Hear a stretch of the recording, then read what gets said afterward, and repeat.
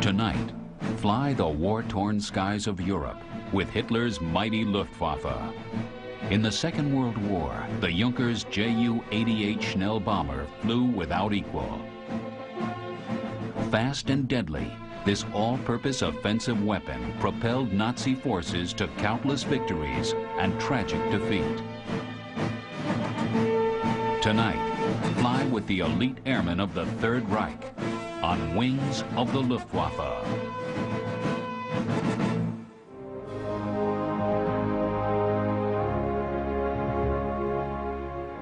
In the acid test of combat, the men and machines that struggled through the Second World War were routinely asked to perform the impossible.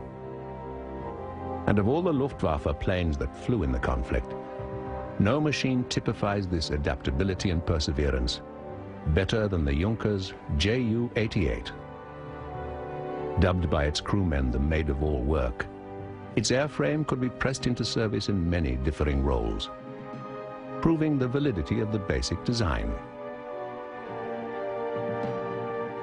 The 88, originally intended as a high-speed bomber, was eventually given numerous missions, even as a fighter plane. Without question, it was the most versatile Luftwaffe aircraft of the Second World War.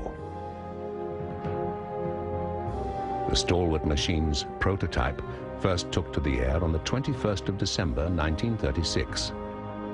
It underwent many modifications and fought doggedly to the war's end. Unlike some of the Luftwaffe's more stunning jet and rocket aircraft, the secret of the 88's success lay in the versatility of its airframe. Throughout the conflict, the plane was altered repeatedly, yet still maintained its structural integrity. Not surprisingly, 88s that fell into Allied hands were scrutinized very carefully. American assessment crews that examined this model, A688, were amazed by the sheer versatility of the machine. A versatility that U.S. Army Air Force designers were never able to match. Allied intelligence groups were keen to gain as much information as possible about the Luftwaffe's sturdiest workhorse. Pilot evaluation concentrated on the aircraft's facility in handling airframe stresses, particularly in its diving characteristics.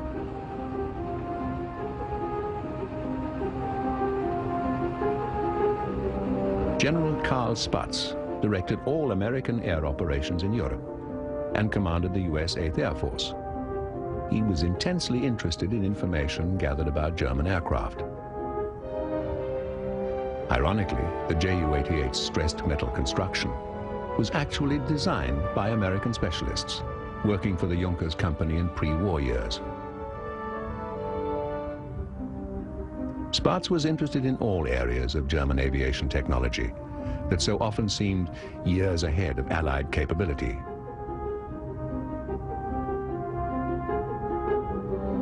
With grudging respect, Spaatz would often personally take part in the disassembly of captured German hardware.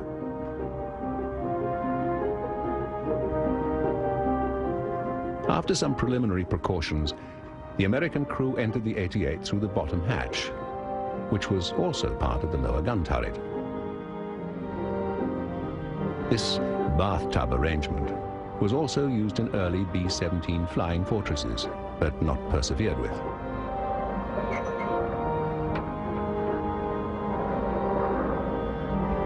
The 88 used a variety of engines, and the mounting points were so versatile that the same plane could mount two types of engines. UMO engines were fitted to most of the later models. Their circular shape may suggest that they're radials, but they're actually inline engines with rounded forward radiators.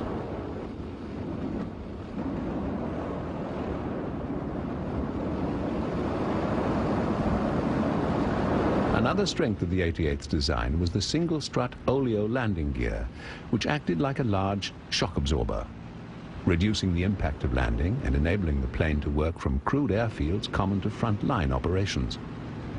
Given that the 88 flew on all German fronts, often under appalling combat conditions, These two simple features were vital to its success. When the 88 was first developed, it was seen simply as a Schnellbomber, a plane that could fly more swiftly than the enemy fighters trying to gun it down. This was a concept that German military theorists had often espoused between the wars.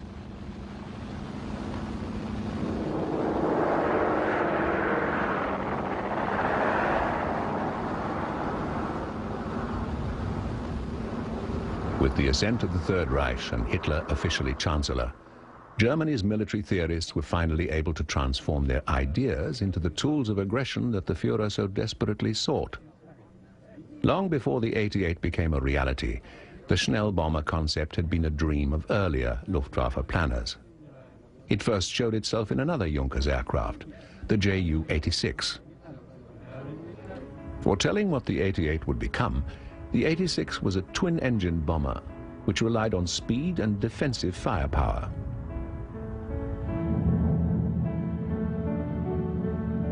It boasted a lower dustbin gun emplacement and a second gun at the top of the fuselage. The weaponry was far from devastating, but in an era when most of the interceptors were slower biplanes, the 86's swiftness alone presented good defense. The 86 came with a variety of power plants, underscoring Juncker's early commitment to building versatile aircraft. This philosophy wasn't limited to the machine's hardware, because the plane was built to perform a myriad of roles. Apart from being one of the most advanced bombers of the day, the 86 was transformed into an airliner, eagerly received by commercial carriers in several countries.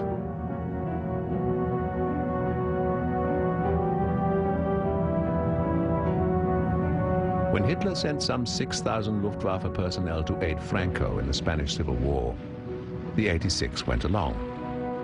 Later, the aircraft was modified to fly at ultra-high altitudes. Known as the P model, it had a pressurized crew compartment, which together with its powerful 950 horsepower engines, enabled the two-man crew to fly reconnaissance missions at what was for the time an incredible height of 40,000 feet. The P model carried out reconnaissance missions over Britain, Russia and North Africa with total impunity. High and fast, during the first half of the Second World War, even the best Allied fighters hadn't a chance of catching it.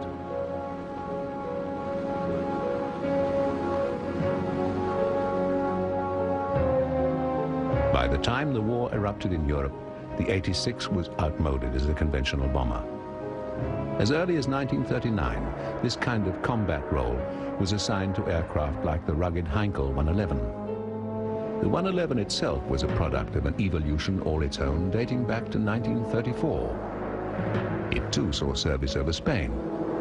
And when Germany's forces smashed into Poland, the 111 played a pivotal role. But the Heinkel was a horizontal bomber, and although faster than the 86, it was still underarmed and needed escort fighters to protect it when delivering its lethal cargo.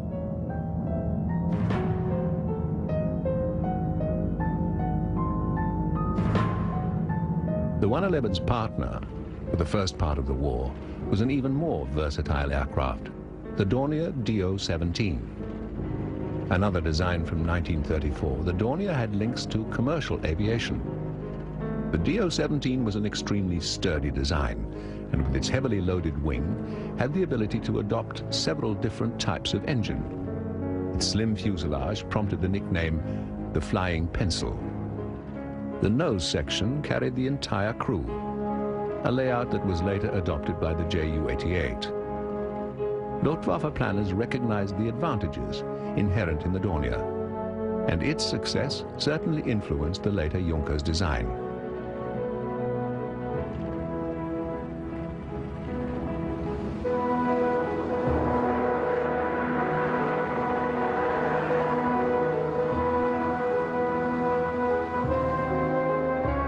As a conventional bomber, the Do-17 proved coldly efficient.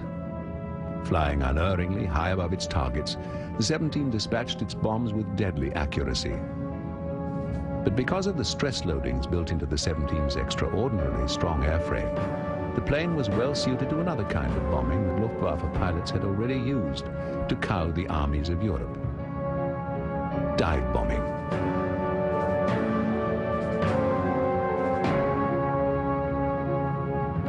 To better adapt the Dornier, certain models were fitted with a unique dive brake located behind the aircraft.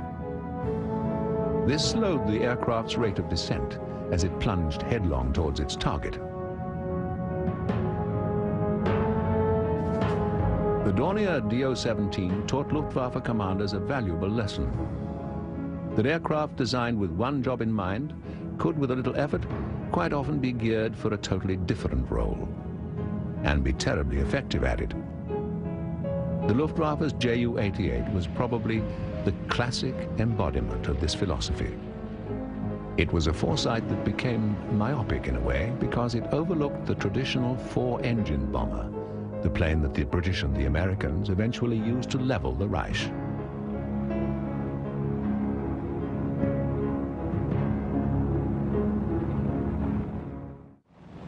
When the war began, it soon became clear that Allied technology lagged desperately behind. Facing the mighty Luftwaffe, Britain's dubious arsenal included machines like the Handley-Page Hampden, a twin radial-engine aircraft conceived in the mid-30s.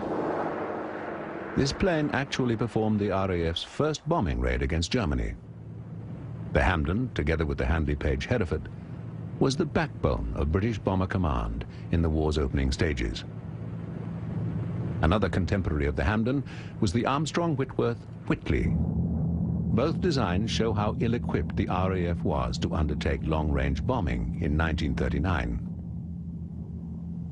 Britain's one shining star was the Vickers Wellington, which had a unique geodetic construction that gave the fuselage enormous strength.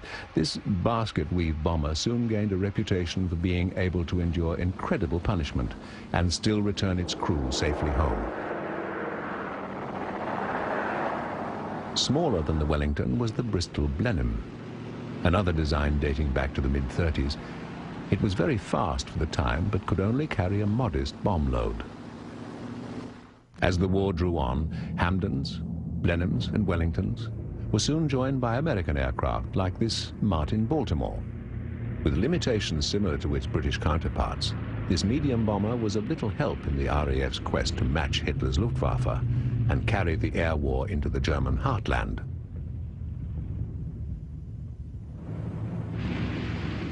However, it wasn't long before the Americans contributed two medium bombers that matched and even exceeded the Luftwaffe's capabilities. The first was the North American B-25. Here, at long last, the Allies had a bomber that approached the versatility already enjoyed by German bomber pilots. Called the Mitchell, the B-25 saw action in the Pacific, North Africa, and Europe as a conventional bomber, and also as an attack aircraft armed with a lethal array of machine guns or cannon mounted in the nose. Another successful American medium bomber was the B-26 Marauder. Less versatile than the B-25, the Marauder was a very fast aircraft, but at times difficult to handle.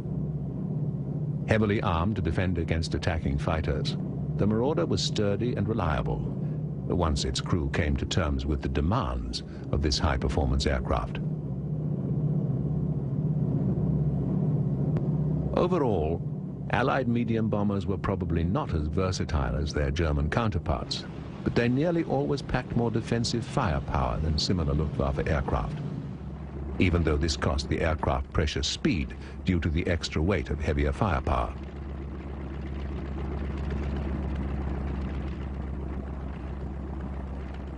By contrast, the German planes inherited the legacy of the Schnellbomber: speed.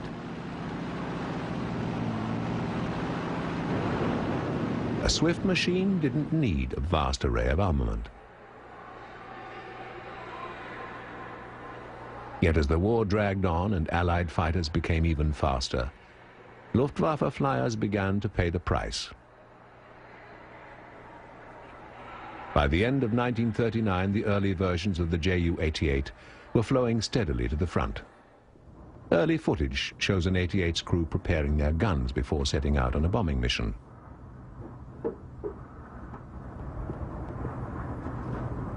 The machine guns are 7.92mm MG-15s, made by Rheinmetall Borsig, a company that produced much of the Reich's weaponry during the war.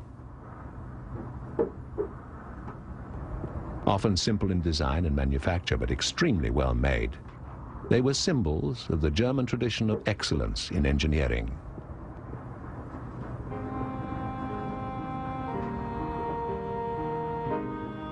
The guns were light, easy to handle, and installed with very little effort. Each piece was mounted on a swivel joint, fixed to the fuselage.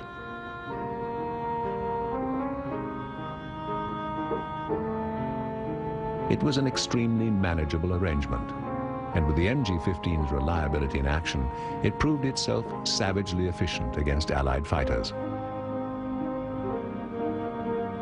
A leather pouch caught the spent cartridges so they could be used again, and so that they didn't clutter the cockpit floor, where they could jam other vital parts. With everything installed, the weapon was secured in a fixed position, so that it didn't interfere with the normal activity in the cockpit.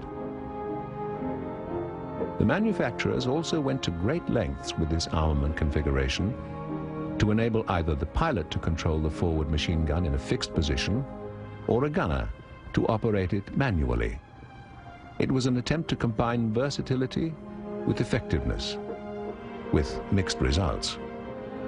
Some aircraft even came equipped with an MG-15 in a kit with a conventional buttstop and tripod, so that the weapon could actually be taken out and used as a light machine gun, either on or away from the aircraft. On many occasions, downed crews found this an invaluable asset. The arrangement offered considerable firepower for any airman unfortunate enough to be caught behind enemy lines.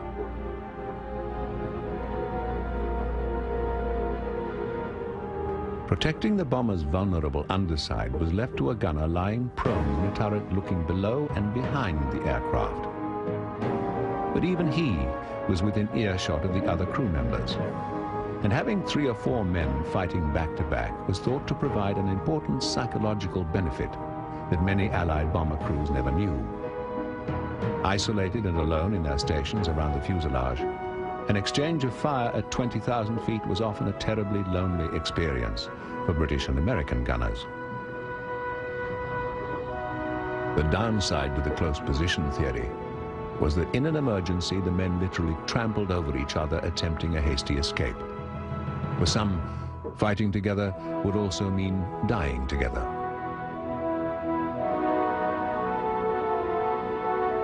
The MG-15 snapped off a blistering 1,000 rounds a minute and was fed by a dual drum arrangement, where a cartridge was inserted alternately from one side of the ammunition drum to the other. But because the drums only contained 75 rounds each, a large number of magazines were kept on hand, and in action had to be replaced with a maddening frequency. Still, it was not enough, for even with these added guns, the combined firepower of an entire aircraft was less than that of just one turret on many Allied bombers. Like all other German bombers, more attention had been paid to its prowess as an offensive weapon than its ability to defend itself. Even so, the Junkers 88 was a machine that time after time successfully carried men and their deadly cargo into harm's way and back again.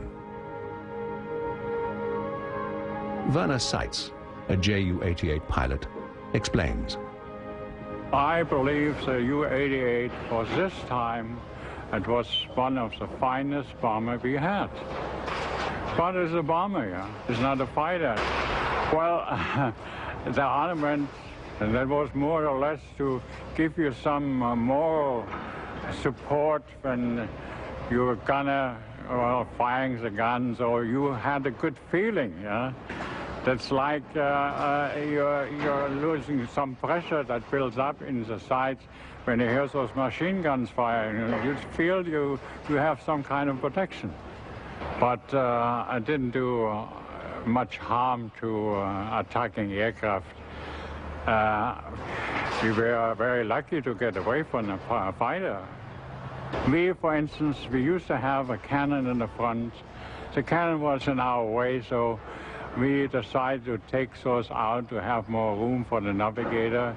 When we flew the actually attack, because he had to go down on his knees to go to the side. Yeah. On that cannon, on the ammunition was just a nuisance to have. And what could you do in the night?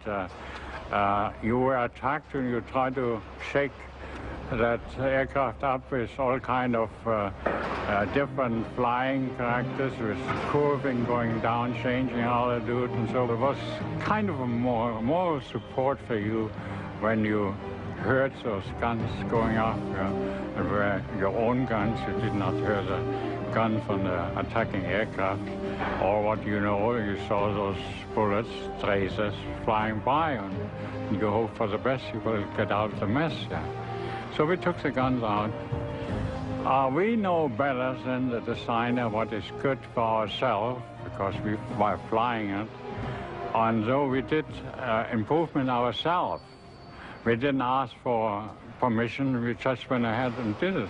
Other things what we did, the brakes for diving, slow down the aircraft a little bit, not much, but in case when you try to be a little faster, every little bit helps, so we took even those out.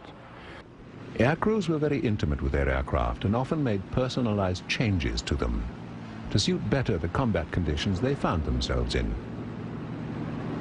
From the very outset of the war, thin convoys stretching across the Atlantic were Britain's umbilical cord. They were easy prey to prowling German U-boat wolf packs. Long-range escorts, like the Sunderland flying boat, meant to counter the threat, were slow and only served as juicy targets for Ju-88s on maritime patrol. Far from shore, when the lumbering Sunderlands came under attack, they were forced to fend for themselves until, if their luck held, fighters could reach the scene. The Sunderland's predicament illustrates the era's ongoing debate as to whether large bombers, given enough firepower, could adequately defend themselves.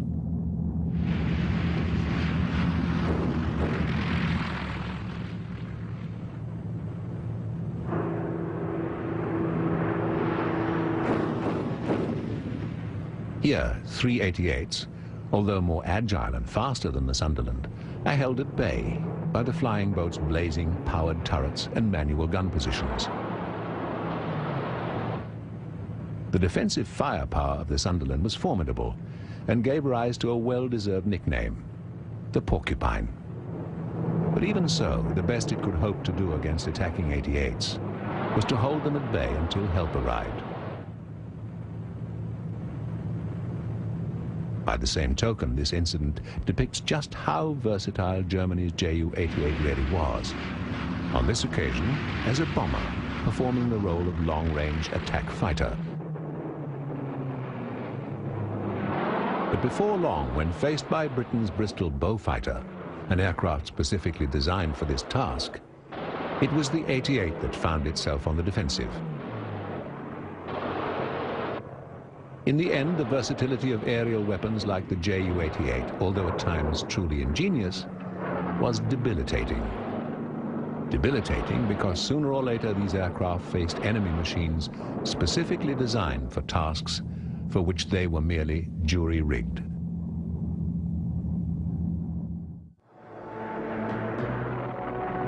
During the Battle of Britain, 88 bomber crews probably had a better chance of survival than those in HE-111s and DO-17s because the Junkers plane was faster and had added diving ability. But like all German medium bombers, it was underarmed, and without a fighter escort, losses were heavy. Britain's battle to survive the Luftwaffe onslaught will be remembered as the first major German setback. but it also gave Goering vital lessons about previously untried tactics, albeit at a high price. Despite this, the 88s kept coming. In the summer of 1940, along with the Luftwaffe's other aircraft, they nearly obliterated the airfields of southern England and knocked the RAF out of action.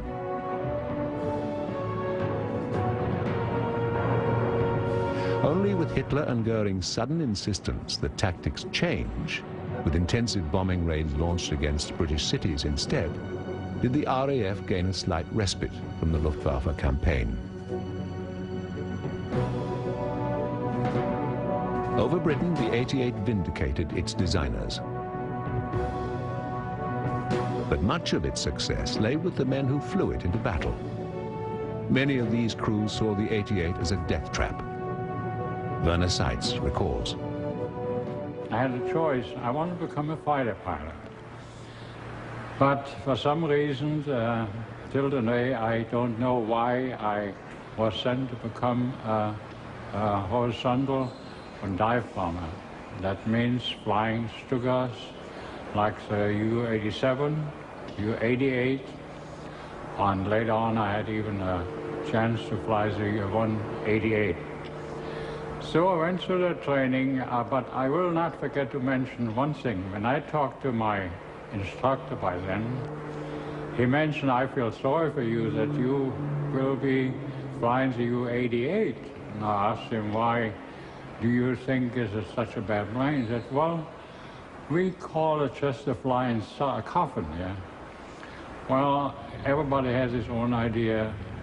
I learned later on it was a wonderful flying aircraft, and I really enjoyed flying those two-engine youngest 88s.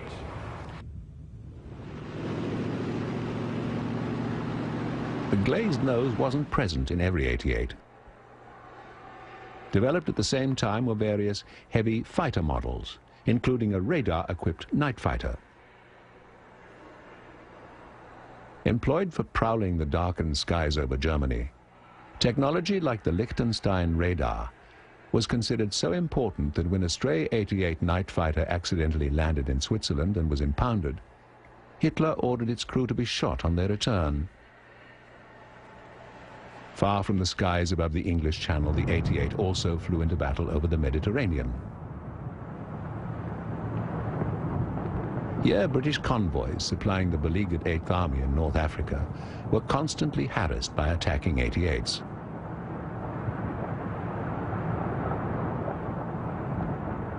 Control of this body of water was vital, and the fact that the Luftwaffe was never able to become dominant eventually led to the Afrika Korps' final defeat.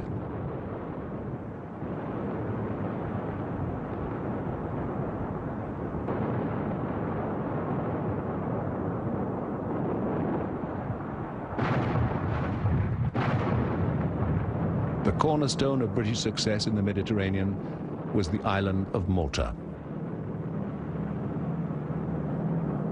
This small dot of land held on against punishing Luftwaffe raids carried out daily throughout the spring of 1942. When the stalwart defenders refused to accept defeat, the Luftwaffe turned its attention to British convoys. As in the attacks on the island itself, the 88 proved devastating.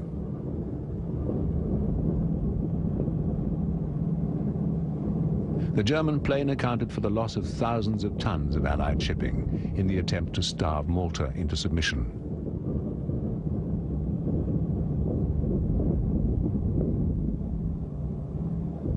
Somehow, the tiny outpost survived. A fact that was very much due to the island's civilian population.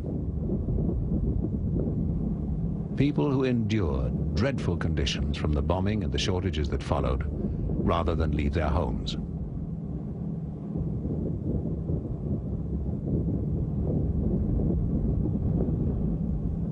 Throughout the war, 88s were adapted and readapted for a myriad of tasks. Some were extensions of the basic model, others were complete redesigns, like the 188. The The 188 had an improved cockpit, and some versions were even pressurized for the type of high-altitude reconnaissance work earlier performed by the Ju-86. Reconnaissance crews played a major role in Wehrmacht campaigns, but were never showered with the attention that fighter pilots received. Their aircraft were often unarmed, and at lower levels they were vulnerable to enemy fighters. At higher levels, the enemy was the intensely cold air, at altitudes sometimes exceeding 40,000 feet.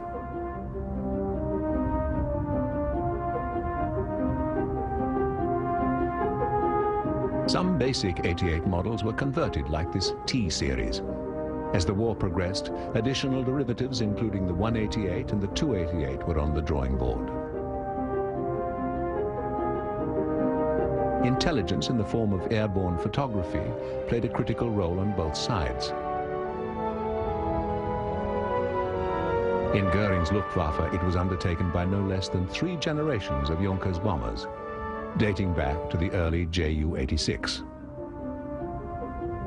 The emphasis placed by German strategists on aerial intelligence is best illustrated by the vast number of aircraft constructed for that purpose.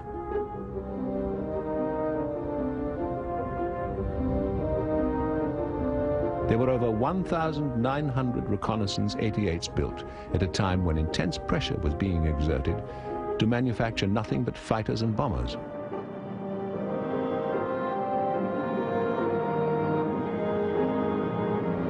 Luftwaffe reconnaissance work not only included gathering intelligence on enemy positions and movements, but also evaluating the effectiveness and aftermath of German attacks on those positions.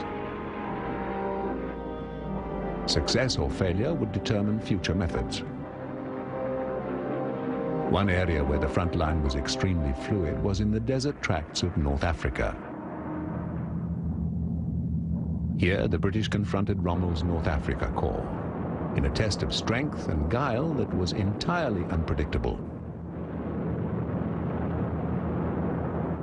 Although the warfare was primarily confined to armored vehicles on the ground, aerial missions played a major role, and here again the 88 was a pivotal actor. By performing reconnaissance duties and bombing missions, the plane was tested in one of the war's most demanding theaters.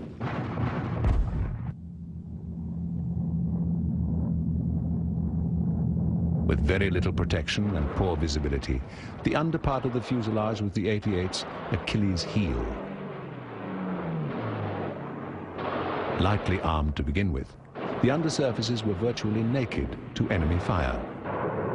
The weakness was mainly due to grouping the crew in the forward cockpit. In Allied aircraft like the B-25 and the B-26, the defensive positions were spread all along the length of the fuselage and included a tail gunner position for protection from the rear.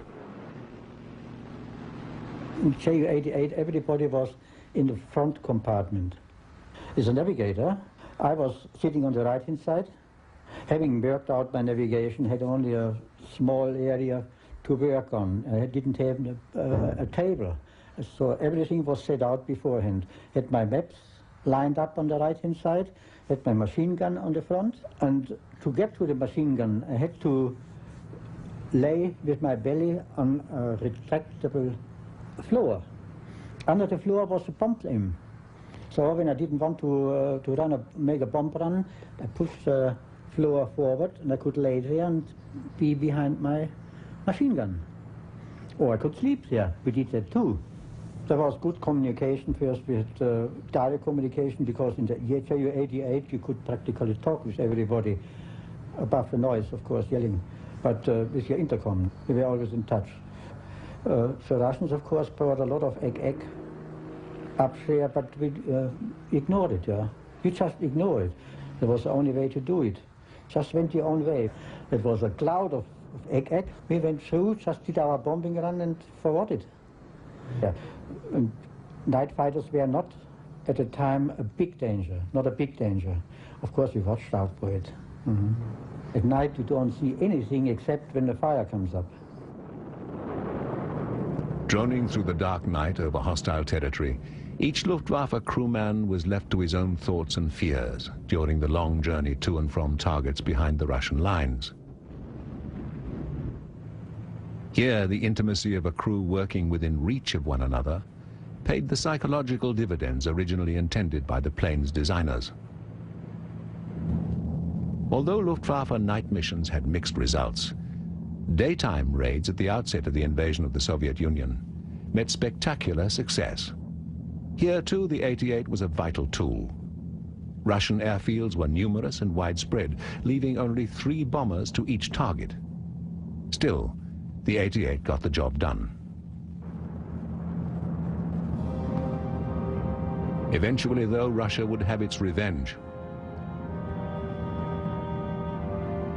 With each passing winter, surviving Luftwaffe ground crews toiled in unbearably primitive and harsh conditions.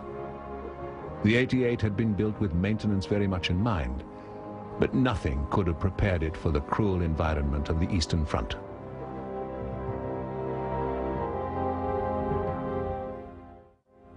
By the end of 1944, the Third Reich was crumbling in a firestorm of its own making. Retreating on all fronts, soon even Luftwaffe airfields and the fatherland itself reflected the devastation. By the time the Junkers 88 was forced out of production, nearly 15,000 had gone into action. Over half of those were bombers, and about 4,000 flew as fighters defending the Reich.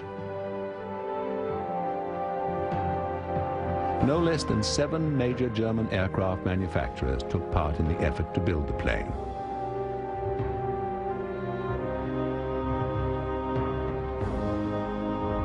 Despite these vast numbers, few 88s fell into Allied hands.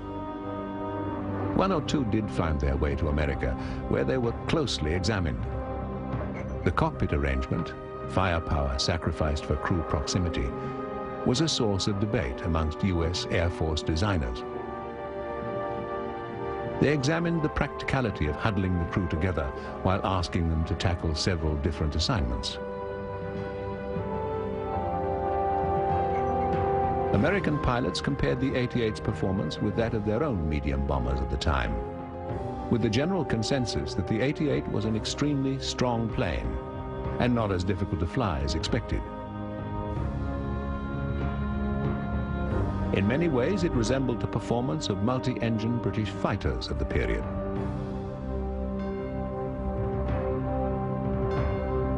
This 88 is unique. Manufactured in June of 1943, it was among many Luftwaffe frontline aircraft transferred to Germany's ally, Romania. But in less than a month, its Romanian pilot defected, bringing with him a prized catch, his mint-condition Ju-88. He landed the aircraft in British-controlled Cyprus, and the RAF quickly had it spirited to Cairo, and then on to Wright-Patterson Air Force Base in the United States. It was rare indeed for such a pristine example of any German aircraft to find its way to the US. During the war, Allied flyers had learned much about the 88. A glazed nose was the telltale sign of the bomber model, and an invitation to enemy fighters attacking it. Because only the fighter 88 with its heavy caliber guns mounted in a solid nose intimidated them. Towards the war's end, German pilots caught on to this and painted the solid nose to resemble its glazed, less venomous cousin. The resulting misidentification is said to have cost many Allied lives.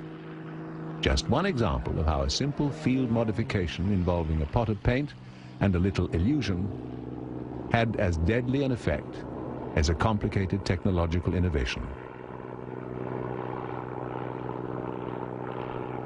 A hastily gathered force of about 188 fighter intruders took off on March the 3rd, 1945, in a final gesture of defiance against the Allied onslaught. Flying into heavily defended British airspace, they caught the RAF totally by surprise.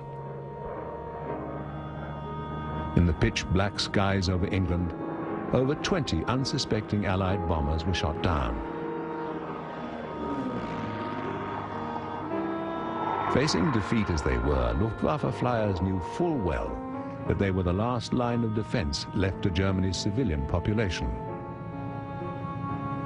A population suffering carnage nightly in Allied bombing raids.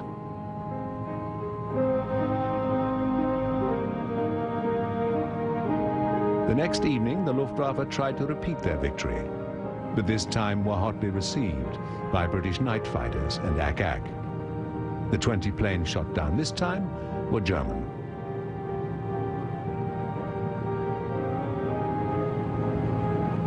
At approximately 1:45 in the morning, the last Ju-88 crashed into a Yorkshire field, giving it the dubious honor of being the final enemy plane shot down over Britain.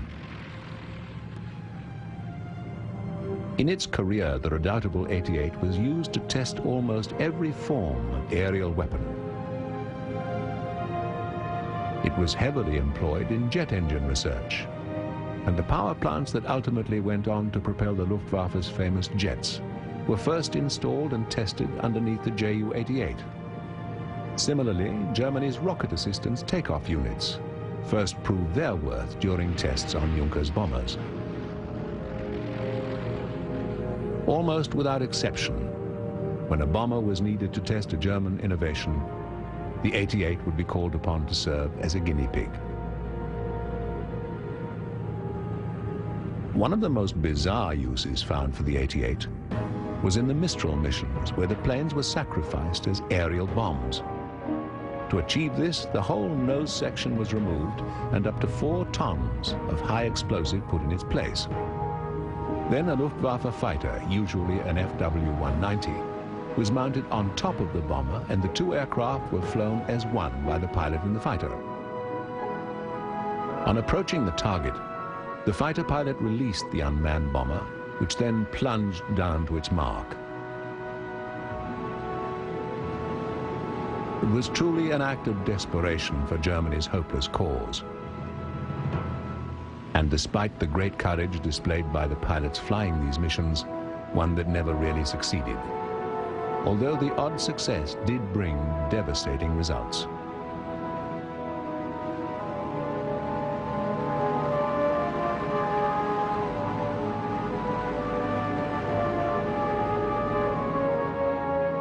The Romanian 88, passed on to the American Air Force courtesy of its defecting pilot, is one of only 4 aircraft that remain of nearly 15,000 built. Displayed at the Wright-Patterson Air Force Museum in Dayton, Ohio, it has stood silent vigil now for nearly half a century. An impressive monument to one of the Luftwaffe's greatest design achievements, it embodies a German aviation philosophy founded upon a trinity all its own: simplicity, ruggedness, and versatility. These 3 things and much more the swift Junkers plane had without question. One of the great high-speed bombers of the Second World War. A high point of German design and engineering.